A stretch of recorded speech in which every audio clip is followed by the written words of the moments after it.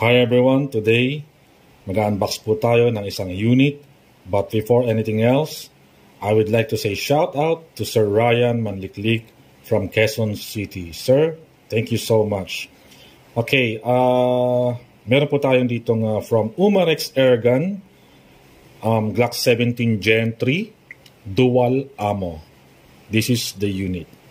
Okay, first of all, tignan po natin yung kanyang markings. Ayan, with Glock. Naka-engrave po siya. Gen 3, nandiyan po yung wave ng finger niya rito. Yan po yung palatandaan ng Gen 3. Kasi sa Gen 5, plain na diretso po yan. Okay? Ayan, complete markings. The license number. And the sight, U-type. Ganda ng sight niya. And this is dual ammo. Oh, by the way, hindi po to airsoft. This is an air gun. Okay? Let's check the magazine. Okay? Ayan.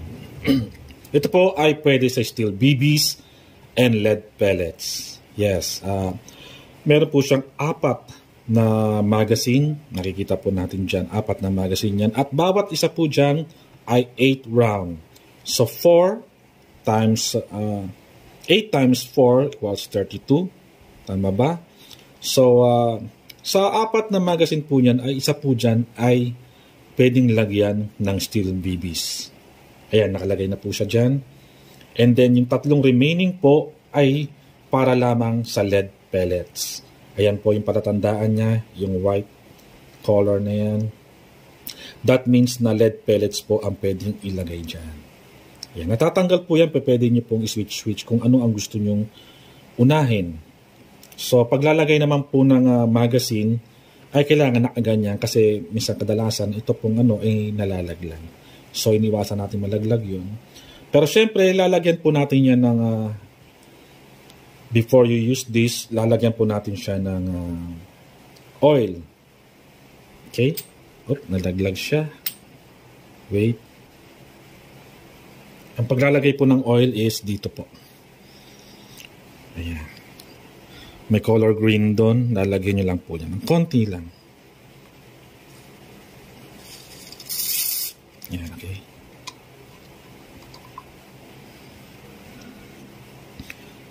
And then, tsaka nyo po ilalagay itong capsule. We call this capsule po. 12 kg. Non-threaded. Kailangan po non-threaded and kahit anong 12 kg po pwede nyo pong gamitin dito sa airgun na to as long as 12 kg and non-threaded. Okay? So after that, sasalpak nyo po yan dito. Ganyan. And then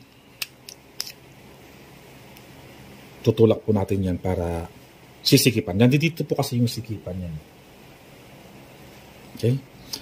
As long as pagka hinigpitan nyo na po iyan, kailangan dire-diretso po. Kapag ka yan ay may tumunog po, narinig yung shhh, that means kailangan i-diretso nyo po rin po kasi kung hindi, mauubos po ang laman ng capsule nyo, sayang naman. Okay?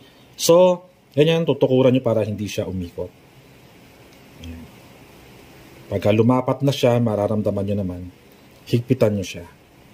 Ang tama lang, yung hindi naman yeah. Okay? Yeah. Na-function na po siya dyan. That means, butas na po yan. Kapag yan po ay tinanggal nyo, sisingaw po yung laman yan. Sayang naman. So, gaganyan po natin. Kagaya po nang nabanggit ko kanina, paglalagay po niyan, yan, ganyan. Ito pong white color nito, yan po ang nasa ibabaw. Okay?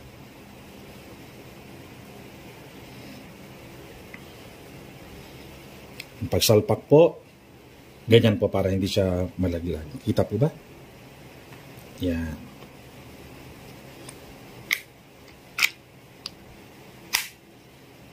Okay. Let's test this. Testing test part po natin. Oh, by the way, this is the maintenance manual. We call this maintenance manual. This red one. At ito naman po yung main manual niya. Okay? At syempre may kasama po yan na panglinis. Nandito po.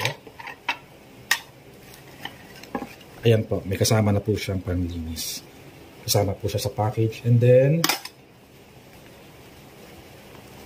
kasama na po siyang 3 capsule and 150 na BBs.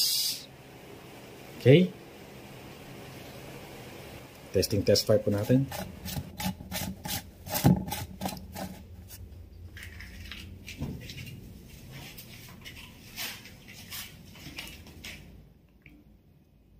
Umarex Airgun Glock 17 Gen 3 Dual Ammo. Ang nakasalang po natin is lead pellet. Testing, test fire. Firing.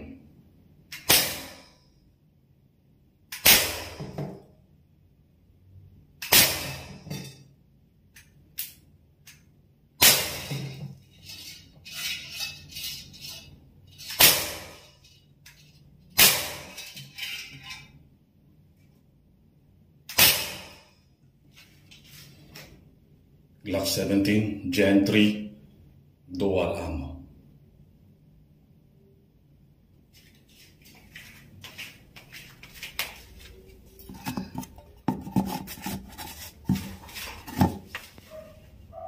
Still BBs version naman tayo.